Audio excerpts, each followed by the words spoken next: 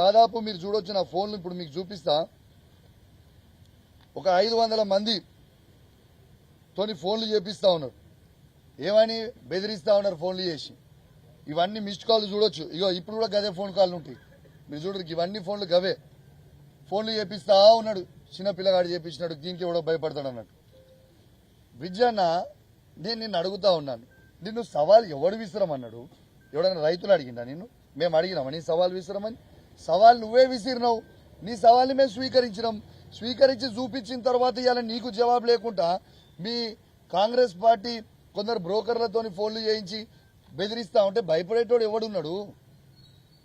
విజయన్న, ఒకటి గుర్తుపెట్టుకో, మీ రేవంత్ రెడ్డికే నేను భయపడలే. మీ రేవంత్ రెడ్డినే నా ఎండక బరాబర్ అని రోజు నిలదీస్తా ఉన్నా. ఈ బచ్చగాలు వాళ్ళు వీళ్ళు ఫోన్ చేస్తే మేము భయపడతాం అయింది. ఒక్కసారి మీరు ఆలోచన చేయండి విజయన్న గారు. ఇట్లాంటి చిల్లర పనులు బంద్ చేయరి. అదే మేము నువ్వు 55 ఏళ్ళు 60 ఏళ్ళు ఉంటావు. ఆ ఏజ్లో నీకే అంత తీటుంటే 40 ఏళ్ళ పిల్లగాని మరి నేను కూడా మరి నాకెంత తీటుంటుందో ఒక్కసారి ఆలోచన చేసుకో. నువ్వు ఇష్టం ఉన్నట్టు చేయదలుచుకుంటే నా ఇష్టం ఉన్నట్టు నేను కూడా చేస్తాను.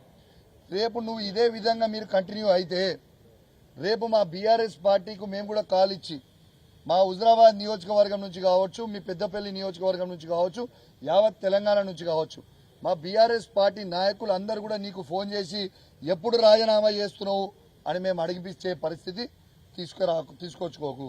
ఉందాగా రాజకీయాలు చేయి, ఉందాగా ఉండు. నువ్వు సవాల్ విసిరినావు. నిన్ను ఎక్కడ కూడా నేను పర్సనల్గా విమర్శించలేదు, పర్సనల్గా మాట్లాడలేదు.